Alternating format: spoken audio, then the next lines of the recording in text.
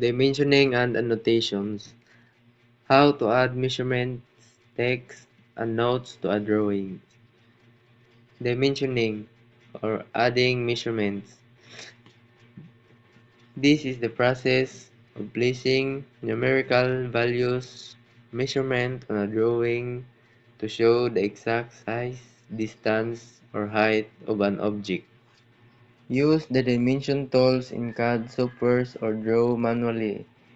Add mission lines and extension lines between the points to be measured. So, use the dimension tools in the CAD software or draw manually. So, katong mga ni-copy mo sa CAD, kinamto yung mga kuan dito, mura siya drawer.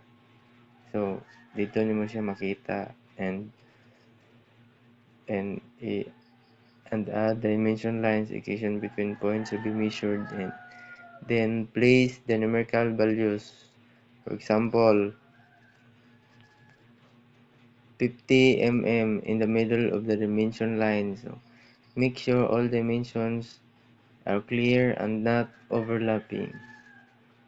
Types of dimension. So linear dimension measures length or width, and align dimension follows the angles of the measured line, and angular dimension measures angles and diameter or radius dimensions is for circles or arcs. And next is text or adding labels or descriptions. Used to add names, titles, or additional information to be drawing. And use the text tools or multi-line text. So type mtext in CAD or AutoCAD. Then choose the right font style and size for readability. So you can choose any font style, size, and then place text in a clear area, usually near a part or inside the title block. So for example, front view. So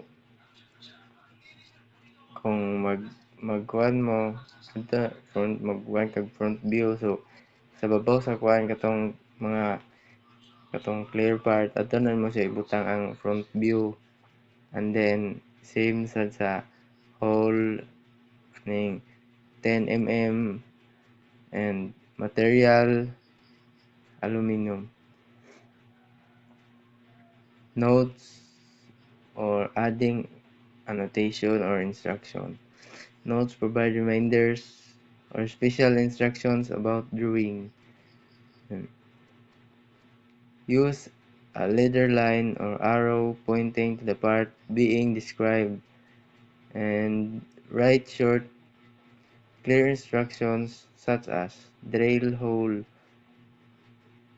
8 mm. So, well around or paint finish blue. So, keep dimension and text neat and uniform in size. So, and avoid cluttered or overlapping notes.